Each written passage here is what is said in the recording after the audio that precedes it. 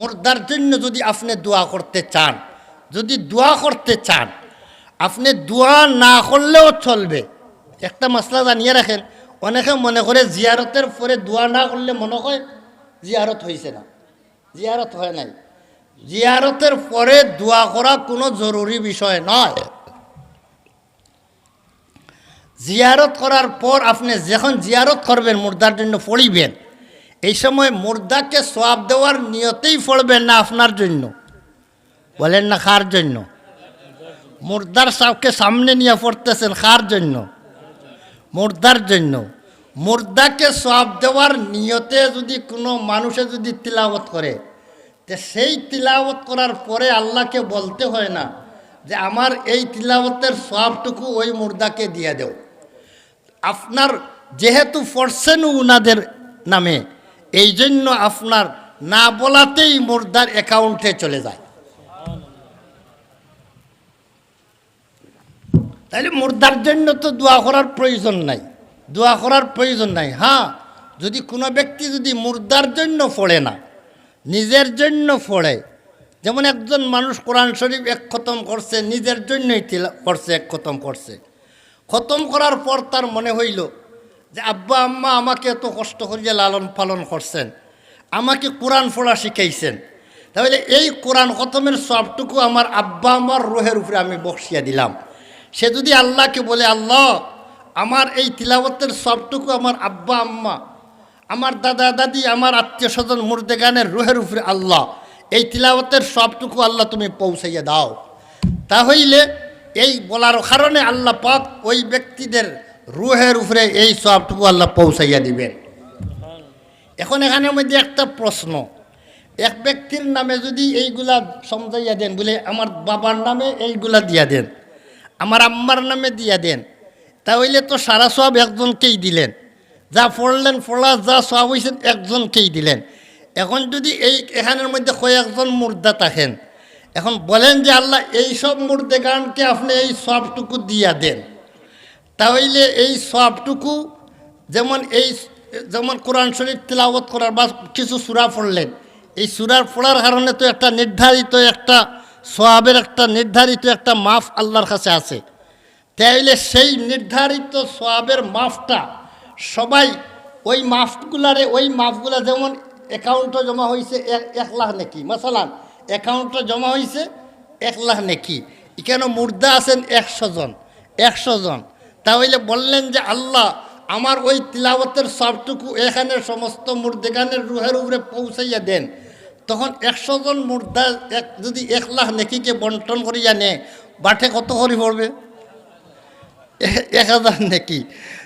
তাহলে এই মুর্দেগানরা ওই যে আপনার যা পড়লে এই সারাকে বন্টন সারাকে দেওয়ার কারণে সারা নেকিগুলা ওইভাবে ওই নেকিগুলারে ভাগ করিয়া সবে নিবে, সবার যতই বাটু পড়ে যত ভাগে পড়ে এই অতই পাইবে না, প্রত্যেকেই এই তিলাওয়াতের পুরাপুরি সব সবাই পাইবে। কোনটা?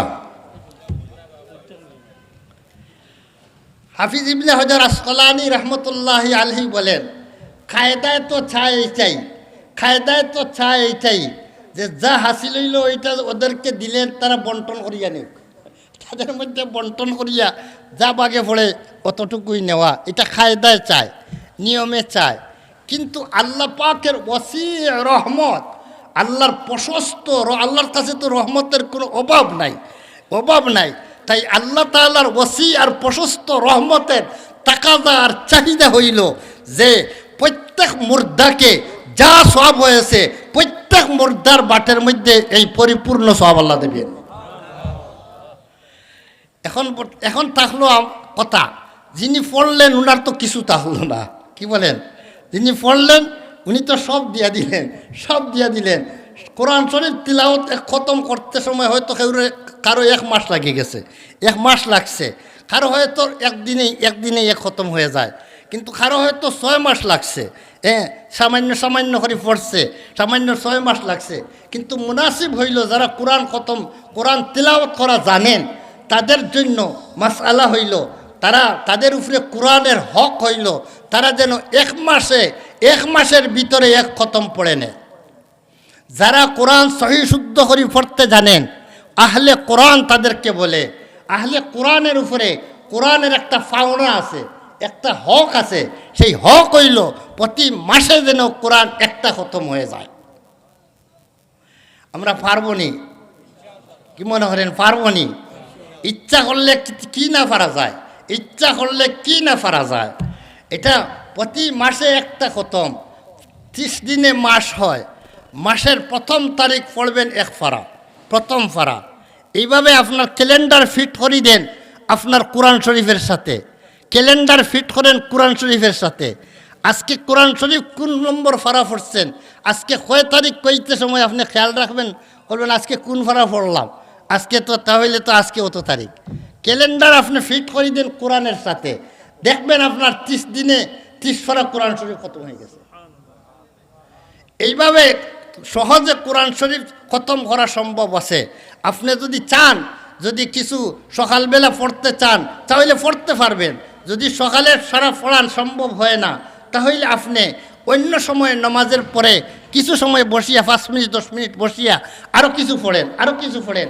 এইভাবে ইচ্ছা যদি করে কোনো একজন মানুষে একদিনের ভিতরে একটা পড়া পড়তো, তাহলে এটা যারা সহি শুদ্ধ করে কোরআন পড়া জানে তাদের জন্য কোনো মুশকিল কাম নয়। আহলে কোরআনের জন্য উচিত হইল মাসে কমসে কম একটা খতম হওয়া, মাসে মাসে একটা খতম হওয়া। এটা তাদের উপরে কোরআনের পাওনা।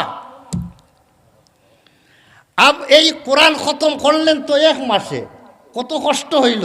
দিয়া দিলেন মুর্দাকে, প্রশ্ন বুঝছেন আমার? দিয়া দিলেন মুর্দাকে, থাকলো কি? পড়ার ফোননেওয়ালার থাকলো কি? এইভাবে যদি ফোননেওয়ালার তবিলও যদি কিছু না থাকে, আর এইভাবে যা পড়লাম সব মুর্দাকে দিয়ে দিলাম। শুধু তিলাওয়াত নয় তো, মুর্দাকে দেওয়ার জন্য শুধু তিলাওয়াত নয়। নবী করিম সাল্লাম বলেন, তোমাদের নামাজের সাথে মুর্দাদের জন্য কিছু নামাজ পড়ো, মুর্দাদের জন্য নফল নামাজ পড়ো। তোমাদের রোজার সাথে মুর্দাদের জন্য কিছু রোজা রাখো, অর্থাৎ তোমরা আরও কিছু নফল রোজা তোমাদের মুর্দার উসিলায় রাখো, মুর্দা সব পাওয়ার উসিলায় রাখো। এইভাবে তোমাদের সদকার সাথে মুর্দাদের জন্য কিছু সদকা করো। এইভাবে তোমাদের হজের সাথে মুর্দার জন্য হজ করো। তোমার ফরজ হজ আদায় করে নিছো, এখন তোমার মুর্দার জন্য নফল হজ করো, নফল হজ করো তাদের নামে। তোমার উমরার সাথে মুর্দার জন্য উমরা করো, মুর্দার জন্য উমরা করো। তাহলে সকল ইবাদত তো মুর্দার জন্য করা যায়নি না যায় না? তাইলে মুর্দার জন্য যখন সব আমল করা গেল, আমি মেহনত করলাম, এত মেহনত করি একটা হজ করতে সময় কি মনে করেন কি আন্দাজা কষ্ট? যারা হজ করছেন জানছেন, দেখছেন যে একটা হজ করতে কি আন্দাজা কষ্ট হয়। সেই হজটা করিয়া দিয়া দিলাম আব্বাকে আম্মাকে, দিয়া দিলাম আব্বাকে আম্মাকে, আমার তা হলো কি? এই প্রশ্নটা জানার দরকার। নতুবা অনেক সময় অনেকে চিন্তা করবে সবাই দিয়া দিলে আমার তা হলো কি, আমার পুঁজি তো থাকার দরকার, আমারও তো তবিলে কিছু থাকার দরকার নেই না, দরকার নাই। আমার তবিলে থাকার দরকার। আমার তবিল খালি করিয়া খালি আব্বা আম্মা আর আত্মীয় স্বজন আর দাদা আর দাদি আর নানা আর নানি আর শ্বশুর আর শ্বশুরি যে খালি এইভাবে দিতে থাকি যদি, তাহলে এটা আমার তবিল শেষ। তাইলে এই প্রশ্নটার জবাব শুনেন। আমরা মুর্দার জন্য যে তিলাওয়াতটা করব, মুর্দার জন্য পড়িয়া যে তিলাওয়াত করিয়া যে সওয়াবটা দিব, মুর্দার জন্য যতজন মুর্দার জন্য আমরা সদকা করব, যতজন মুর্দার জন্য সওয়াব করব, সদকা করব, সকল প্রতি মুর্দা যেহেতু আপনার তিলাওয়াতের যত সওয়াব হয়, সদকার যত সওয়াব হয়, এর সমতুল্য সবাই সমান সমানভাবে পায়, সমানভাবে পুরাপুরি সওয়াব সবার জন্য আল্লাহ পাকে দিবেন। সবারকে যেন আল্লাহ তাআলা পুরাপুরি সওয়াব দিয়া দিবেন। যতজন মুর্দা আছে সবাইকে আল্লাহ কি দিবেন? পুরাপুরি সওয়াব দিবেন। যখন আল্লাহ সবাইকে পুরাপুরি সওয়াব দিবেন, যেই ব্যক্তি দান করে দিল মুর্দার জন্য, এত বড় সখাওয়াতি, এত মেহনত করার পরে সে এত বড় সখাওয়াতি দেখাইতে পারলো, আল্লাহ পাকের রহমতে কি হয়? আল্লাহ তাআলা তো আরো বড় সখী, এর চেয়ে আল্লাহ কি বড় সখী তো আর কেউ হইতে পারে না। সবচেয়ে বড় সখী আর দাতা হইলেন আল্লাহ তাআলা। এই জন্য একজন বন্দা যদি সে এতটুকু সাহস করতে পারলো, তার মেহনতের ফলগুলো সব দিয়া দিল মুর্দার জন্য, আল্লাহর বন্দার উপকারে আসার জন্য সেই তার মেহনতটুকু দিয়া দিল।